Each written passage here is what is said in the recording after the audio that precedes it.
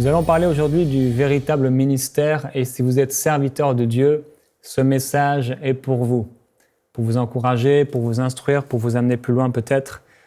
Gloire à Dieu, c'est la parole de Dieu et Dieu est là pour nous aider, pour nous éduquer, pour nous instruire, pour nous convaincre, nous redresser et c'est sa parole qui peut le faire. Dans Romains au chapitre 9, au verset 2, il y a un passage très intéressant qu'on découvre où l'apôtre Paul va parler de ses dispositions intérieures, de ce qu'il pouvait vivre à l'intérieur de lui dans son ministère. Il dit, on peut lire à partir du verset 1, « Ce que je vais dire est la vérité. J'en appelle au Christ, je ne mens pas. Ma conscience, en accord avec le Saint-Esprit, me rend ce témoignage. J'éprouve une profonde tristesse et un chagrin continuel dans mon cœur. Oui, je demanderai à Dieu d'être maudit, séparé du Christ pour le bien de mes frères, nés du même peuple que moi. Ce sont les Israélites. » L'apôtre Paul dit et exprime les sentiments qui sont les siens. Il dit « J'éprouve une profonde tristesse et un chagrin continuel à cause des Israélites. » Je crois qu'un ministère béni par Dieu, c'est un ministère qui agit, qui est motivé, qui vit le cœur de Dieu. Et nous savons que nous qui prêchons la parole de Dieu, nous qui enseignons, nous serons jugés plus sévèrement. Ça veut dire que vous et moi qui prêchons la parole de Dieu, nous allons nous retrouver auprès de Dieu et il y aura un jugement, un tribunal de récompense, mais aussi, je crois, un tribunal de perte de récompense. Et je crois aussi, malheureusement, que certaines personnes qui ont servi Dieu ou qui pensaient le servir, qui ont prêché comme vous et moi, iront directement en enfer. Et c'est ceux qui disent « Seigneur, Seigneur, n'avons-nous pas chassé des démons en ton nom ?» Et le Seigneur dira « Mais moi, je ne vous connais pas. » Et je voudrais premièrement vous encourager dans votre ministère personnel à établir ou à rétablir une véritable intimité avec Dieu. Dieu veut que nous puissions retourner au véritable évangile. Et nous avons une grande responsabilité en tant que serviteurs de Dieu, de ce que nous allons dire aux gens. Nous n'avons pas la responsabilité de ce qu'ils vont faire avec, mais nous avons la responsabilité de ce qui va sortir de notre bouche et aussi de ce qui va paraître de notre vie. Il éprouvait une profonde tristesse, un chagrin continuel dans son cœur. Cet homme qui avait été lapidé, cet homme qui avait été flagellé, cet homme qui a vécu des choses terribles, il dit que, au-delà de toutes ces choses, ce qui l'afflige par-dessus tout, c'est le souci de toutes les églises. Il avait, au-delà de certaines apparences qui pouvaient parfois être dures, de certains messages qui avaient été reçus comme étant des messages durs, où des gens s'étaient opposés à son message et opposés à son ministère, il y avait derrière son message Dieu lui-même, un amour pur et un désir d'avoir un ministère approuvé de la part de Dieu.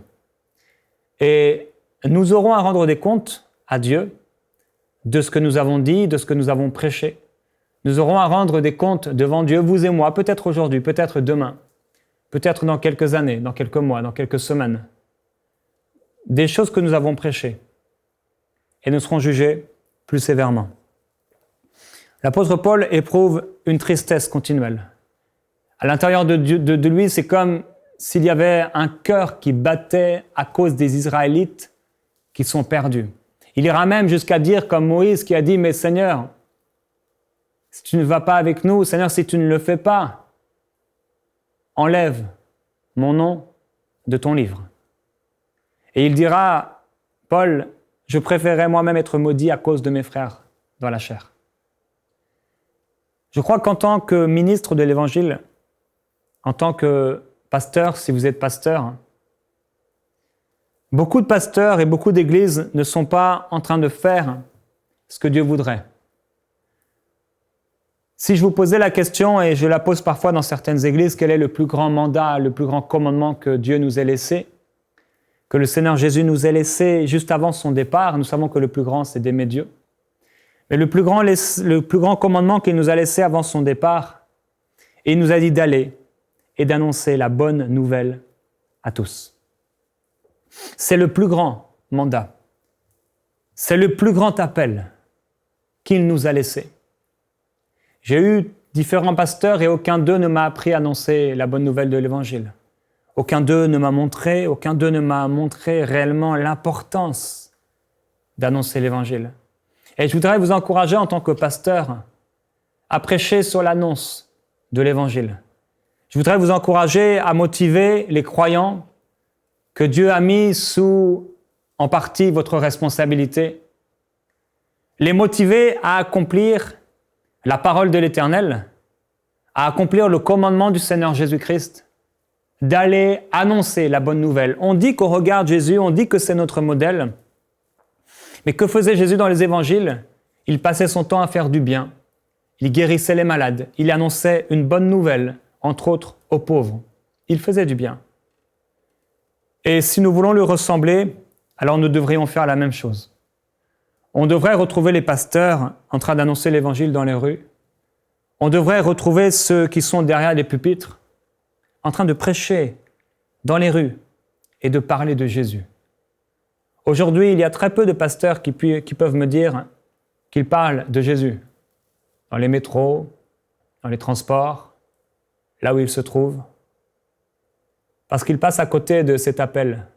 Et si le pasteur passe à côté, c'est tout le peuple qui passe à côté du plus grand appel que le Seigneur Jésus nous a laissé. Puisque nous serons devant lui et que Dieu va juger les vivants et les morts, certainement nous serons jugés sur la base de ce commandement qu'il nous a laissé, d'aller et d'annoncer la bonne nouvelle à tous. Et nous ne pourrons pas dire, si nous sommes pasteurs, « Seigneur, j'ai annoncé la bonne nouvelle à tous dans les 4 coins de mon église. » Parce qu'il faut aller, puis ensuite annoncer, et non pas rester et annoncer. Et le Saint-Esprit nous appelle à faire cela. L'apôtre Paul dira à Timothée de prêcher la parole de Dieu, d'insister en toute occasion. Et il dira qu'il viendra un temps où les hommes ne supporteront plus la sainte doctrine, alors ils chercheront, ils se donneront une foule de docteurs qui apporteront des messages qui vont leur plaire. À force ayant la démangeaison d'entendre des choses agréables, ils se détourneront de la vérité, ils se tourneront vers les fables. Et à cause de cette recherche de l'Église, il y a un grand danger qui pèse sur le ministère et qui pèse sur les ministères. Et de plus en plus de ministères se sont laissés tromper, se sont laissés avoir par cette recherche égoïste. Et maintenant, ils prêchent en fonction de ce que le peuple veut entendre. Quel grand danger que de prêcher ce que le peuple veut entendre. Quel grand danger même de prêcher simplement selon le besoin. Parce que ce que nous constatons ou ce que nous pensons être un besoin n'est peut-être pas le besoin de Dieu. Jésus est venu apporter une parole, mais ce qu'il a apporté, ce n'était pas un besoin selon les pharisiens. Selon les pharisiens, tout allait bien, tout était tranquille. Mais selon le Père, ça n'allait pas du tout. Et Jésus est venu répondre, oui, à un besoin, mais le besoin de Dieu. Il est venu faire du bien. Il est venu guérir les malades. Il est venu apporter une bonne nouvelle. Il s'est déplacé en dehors des synagogues, en dehors du temple. Il s'est déplacé dans les rues et il a fait du bien aux gens. Il s'est déplacé en faisant du bien. Et le grand danger, c'est que aujourd'hui, nous pouvons voir et réaliser que beaucoup de ministères sont en train de prêcher un message qui plaît, un message qui fait du bien à l'âme, mais qui ne fait pas du bien au cœur.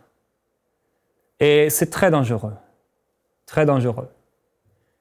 Aujourd'hui, avec les réseaux sociaux, les gens font la course au nombre de j'aime, au nombre de commentaires, au nombre d'applaudissements, et ils sont à la recherche de la foule.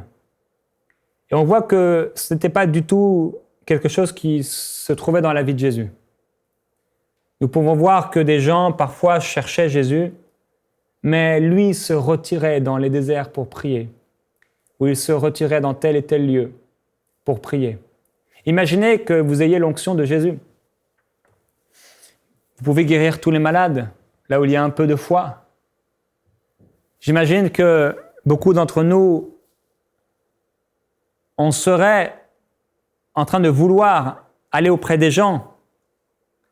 On serait en train de vouloir exercer le ministère. Mais Jésus, lui, se retirait dans les déserts pour prier.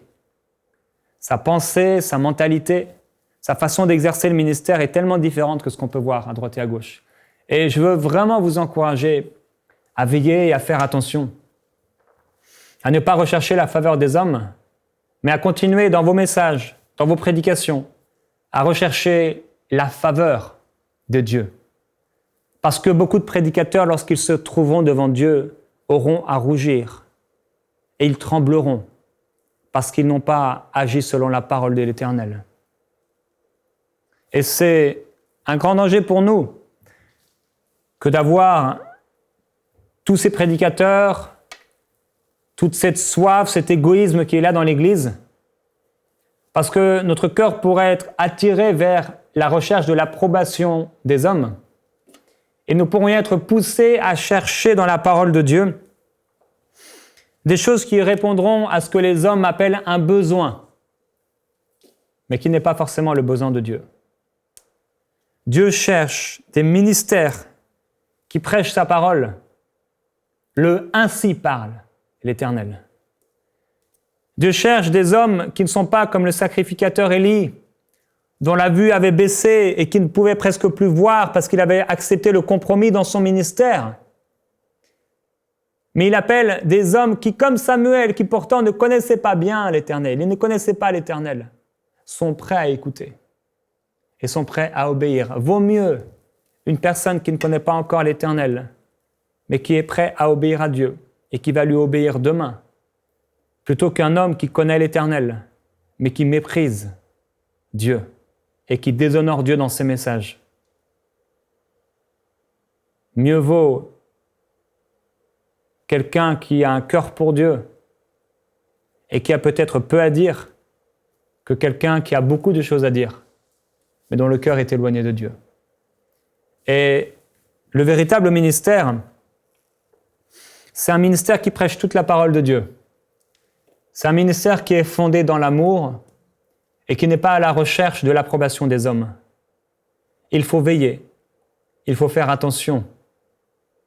Veiller et prier, afin de ne pas tomber en tentation, afin que lorsque nous serons fatigués, lorsque nous serons peut-être découragés, et quand le tentateur viendra, nous ayons assez de force spirituelle pour pouvoir résister dans le mauvais jour et tenir ferme après avoir tout surmonté. Nous prêchons un retour au véritable évangile, parce qu'il y a un faux évangile et il y a un évangile dilué. Il y a un faux message, un message qui vient peut-être de la parole de Dieu, mais un message qui est tronqué, un message qui est donné sur de mauvaises bases et sur de mauvaises motivations, un message qui est là pour encourager la chair. Et il y a des pays, il y a des endroits, il y a des régions, il y a des églises où on prêche des choses de la chair, où on dit que l'or est saint et que le temple est moins saint que l'or, où on place les offrandes et l'argent avant de placer le message de Dieu. Tellement de choses que nous pouvons voir à droite et à gauche et qui déplaisent au cœur de Dieu.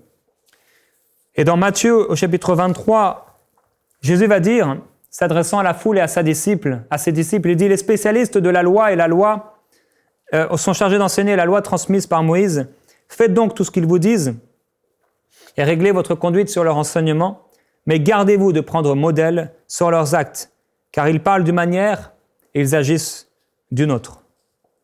Ils affectionnent les meilleures places, ils aiment qu'on les salue sur les places publiques et qu'on les appelle maîtres. » Posez-vous la question. Est-ce que vous affectionnez les meilleures places? Si vous êtes invité quelque part, est-ce que vous vous sentez bien intérieurement parce qu'on vous choisit, on vous donne la première place?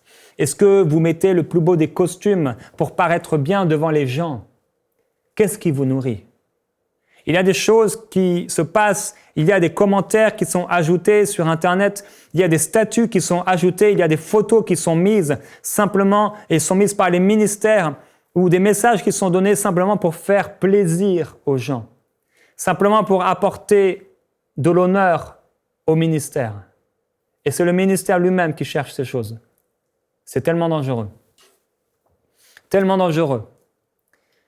La Bible dit que plusieurs crurent en lui, mais à cause des Juifs, il ne le disait pas, parce qu'il cherchait la faveur des hommes plutôt que la faveur de Dieu. Il y a une clé tellement importante dans notre ministère, c'est de chercher la faveur de Dieu. Ils aiment qu'on les salue sur les places publiques et qu'on les appelle maîtres.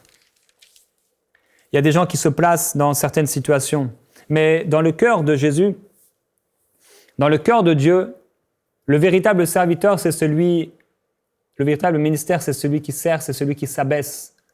C'est celui qui est là pour servir. Et parfois, nous ne retrouvons pas ça dans l'Église. Parfois, nous retrouvons des ministères qui se servent. Ils se servent de l'argent, ils se servent des talents, ils se servent du plus qu'ils peuvent. Ils prêchent des messages et ils infiltrent des ambitions personnelles pour avoir un peu plus d'argent. Et lorsqu'ils se trouveront devant le tribunal de Christ, ils auront à rendre des comptes à Dieu. L'apôtre Paul dira, voici comment nous nous recommandons nous-mêmes en toutes choses, comme serviteurs de Dieu. C'est en vivant avec une persévérance sans faille dans les détresses, dans les privations, dans les angoisses, dans les coups, les prisons, les émeutes, dans les fatigues, dans les veilles, dans le jeûne, ou par la pureté, par la connaissance, par la patience, par la bonté, par l'Esprit Saint, par l'amour sans feinte, par la parole de vérité, par la puissance de Dieu, c'est par les armes de la justice offensive ou défensive qu'on nous honore ou qu'on nous méprise, que l'on nous dise du mal ou du bien. Voilà les véritables ministères qui sont prêts à souffrir pour Christ, qui sont prêts à persévérer, qui sont prêts à payer le prix et qui sont prêts à jeûner, à prier, à se mettre à part pour Dieu, à écouter et à se mettre à part jusqu'à entendre la voix de Dieu, mais qui marchent aussi dans la pureté pour Dieu, dans la patience, la bonté, la connaissance et dans un amour sans hypocrisie, un amour qui est réel, qui est sincère. C'est un ministère approuvé par Dieu. Il y a un jour, un homme qui s'appelle John Wesley, et cela faisait quelques jours qu'il n'avait pas été persécuté par des gens.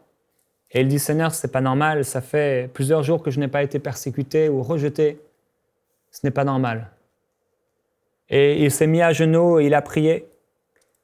Il a dit, Seigneur, est-ce que je suis encore en train de prêcher comme il le faut? Est-ce que je suis encore en train de faire ce qu'il faut?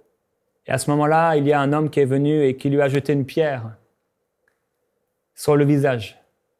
Et alors, il s'est mis à remercier Dieu. Il a dit, merci Seigneur parce que tu as confirmé ta parole à mon égard.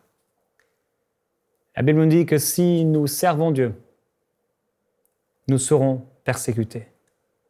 Si nous vivons dans la piété, nous serons persécutés. Et les prédicateurs qui sont aimés par tous ont forcément un message corrompu. Si vous êtes aimé par tout le monde, c'est que vous avez un message corrompu. Parce que ni Jésus, ni les apôtres, ni les prophètes n'étaient aimés par tout le monde.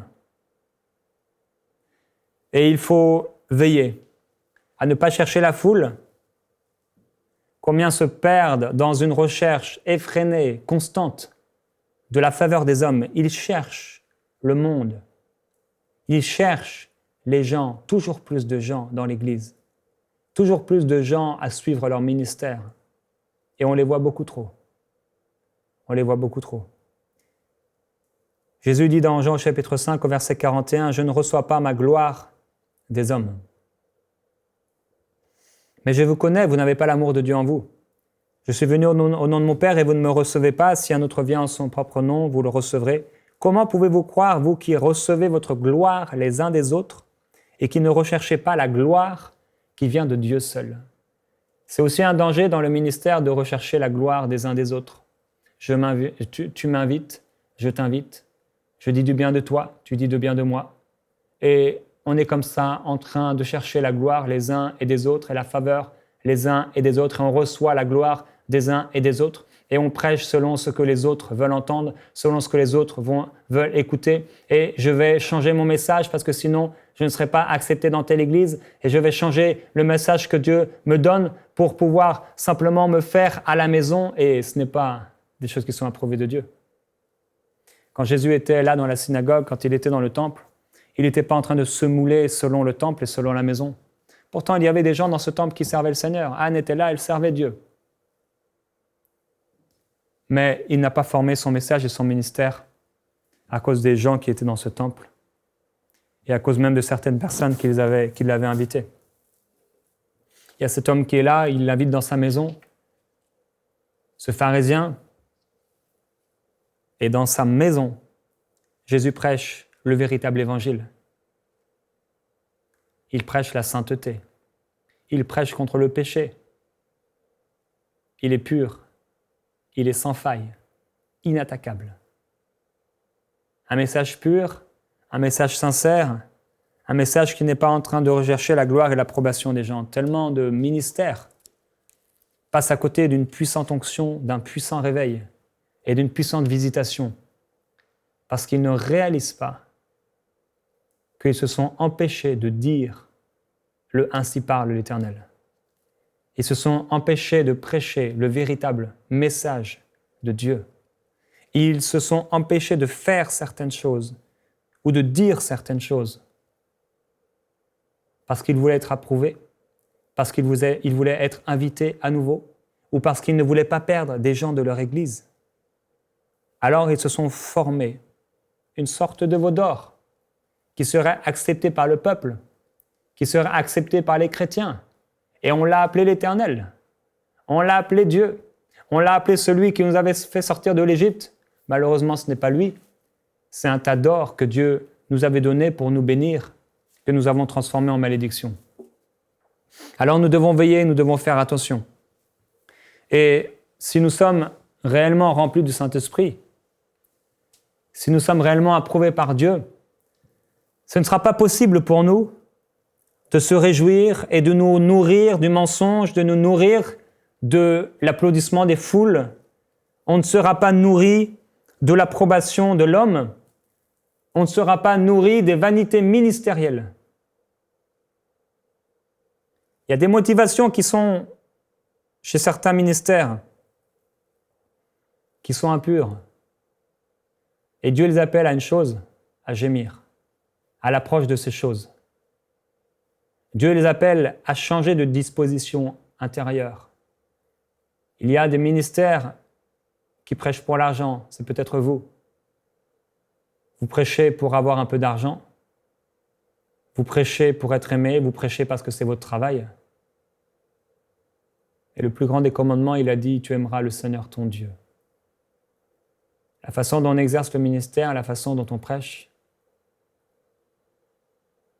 devrait être formé dans notre amour pour Dieu, dans nos temps d'intimité. Nous devrions prêcher ce que le Seigneur nous donne et le rechercher l'esprit de révélation jusqu'à recevoir le « Ainsi parle l'Éternel ». Le problème, c'est que nous sommes dans un temps comme Samuel où les visions sont peu fréquentes. Et ce n'est pas que la parole de l'Éternel ne nous est pas donnée, puisqu'elle nous est donnée, le Saint-Esprit est là pour nous enseigner. Mais ce que peu de ministères sont prêts à plier sincèrement le genou pour prêcher, pour rechercher ce que Dieu aimerait qu'ils puissent apporter à leur Église. Alors ils écoutent à droite à gauche un message, ils se disent « Bon, on prêche sur le succès, on va prêcher sur le succès. On prêche sur le mariage, on va prêcher sur le mariage. On prêche sur la bénédiction, on va prêcher sur la bénédiction. On prêche sur la délivrance, on va prêcher la délivrance. » Et ils passent à côté. Ce n'est pas toutes les paroles de la Bible qui sont des paroles de Dieu. La Bible est la parole de Dieu. Et ce n'est pas toutes les paroles que je prends dans la Bible qui deviennent paroles de Dieu pour le peuple. Il y a une parole que Dieu me donne et qu'il me transmet dans sa parole, qui devient réma pour moi et que je dois adresser au peuple. Et c'est seule cette parole qui est parole de l'Éternel. Dans l'Ancien Testament, ils se volaient les paroles les uns aux autres. Et Dieu les a appelés des faux prophètes. Et Dieu les appelle des faux ouvriers, des ouvriers trompeurs.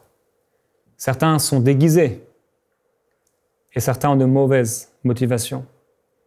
Si vous êtes dans le ministère mais que vous vivez dans le péché, si vous êtes dans le ministère et que vous passez votre temps dans la pornographie, dans le péché, dans le mensonge, dans l'adultère, dans le vol, si vous mentez, si vous êtes corrompu, si votre message n'est pas clair et qu'il n'est pas saint, c'est le temps de se repentir. C'est le temps de s'humilier devant Dieu. C'est le temps de se mettre à l'écart.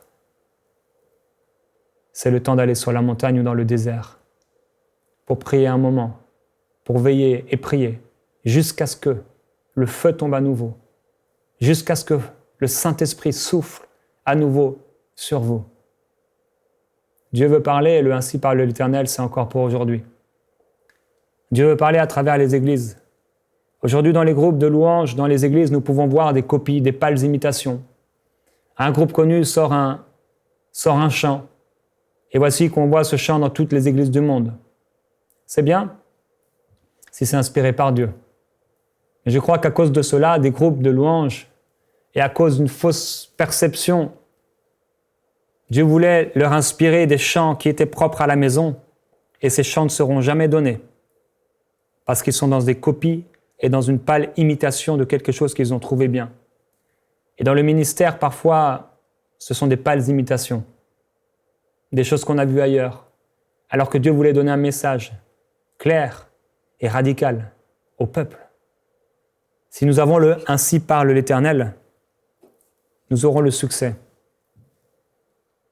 Les disciples étaient là en train de montrer à Jésus, regarde le temple, regarde comme il est beau. Et Jésus leur disait, mais il n'y a rien de cela qui va rester. Et il n'y a que la parole de l'Éternel qui va rester. Il n'y a rien de nous-mêmes, nos messages, nos exemples, nos petites anecdotes, nos petits sentiments personnels, tout cela passera au feu. Nos petits sourires passeront au feu. Mais sa parole, elle demeurera éternellement. Et c'est sur cette parole que nous serons jugés. Voilà pourquoi l'apôtre Paul disait « Moi, je trouve ma joie dans la faiblesse, les insultes, la détresse, les persécutions et les angoisses pour que j'endure pour Christ.